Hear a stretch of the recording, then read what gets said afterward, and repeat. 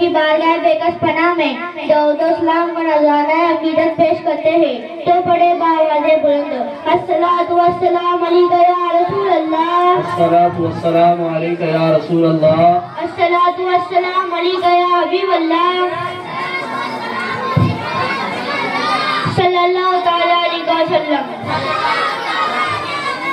फुर्सत अगर मिले तो पढ़ना मुझे जरूर, फुर्सत अगर मिले तो पढ़ना मुझे जरूर, मैं तुम्हारी उलझनों का मुकम्मल जवाब हूँ। साहबे सद्र, मौजिया साथी इकराम और मेरे हमदर्द साथियों, अस्सलाम वालेकुम। आज जो मौजू मेरी ज़बान और ज़हन को रोशन करने लगा है वो मौजू अहमद कुरान। साथियों, कुरान में मुकम्मल ज़ाब्ता हयात है। कौन सी मुश्किल, कौन सी उलझन जिसका इसमें मौजूद नहीं। ये कुरान अल्लाह ताला का खत है जो हमारी तरफ भेजा गया।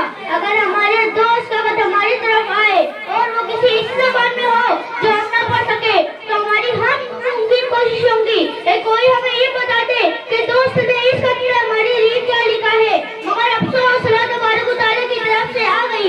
इस किताब के बारे में हमें कभी ये तहसीस नहीं हुआ कि इसमें लिखा गया है। सारी जिंदगी गुजर जाती है इसको बगैर जाने और समझे हम पढ़ते रहते हैं।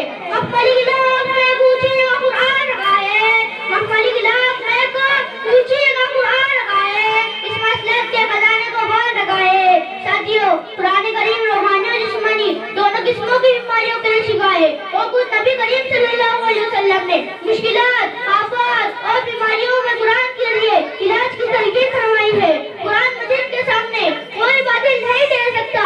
जालिमों की ताकत, जाबरों की तकदीरें और दुश्मनों की साजिशें कुरान पाक के सामने एक टुकड़े से भी ज्यादा कमजोर है। कुरान मजीद का नूर बदख्वाहों की आंखों को बेनूर कर देता है। हमने कुरान पाक के सामने 12 दुश्मनों को कायम को हासिल होते देखा। अफ्रीका में काले जादू कुरानी आयत के सामने टूटते, बिगड़ते और भागते देखा। हिंदुस्तान के जोगी पंडित और साधु इस कलाम के सामने बेबस हो गए और बेमन पुकार उठे कि ये बहुत टफ है, हम इसका मुकाबला नहीं कर सकते। मगर सामान्य इकराम, आज कई मुसलमान कुरान पाक को छोड़कर नापाक सिफी उलूम का सहारा लेते हैं। कुरान करीम अपनी कुव्वत, शिफा, शान और तासीर के साथ मौजूद है। मगर मुसलमान जाहिल और लालची अलीमों के दर पर अपना ईमान, अकीदा और माल तबाह कर रहे हैं। साथियों, आइए कुरान की तरफ लौट चले। ये सच्ची मुख्तार मजबूत किताब है, हम सबके लिए रहमत भी है और शिफा भी है। खुद अल्लाह ताला कुरान में फरमाते हैं वनुनज़्ज़िलु मिनल कुरानि मा हुवा शिफ़ाअun व रहमतुल लिल मुमिनीन।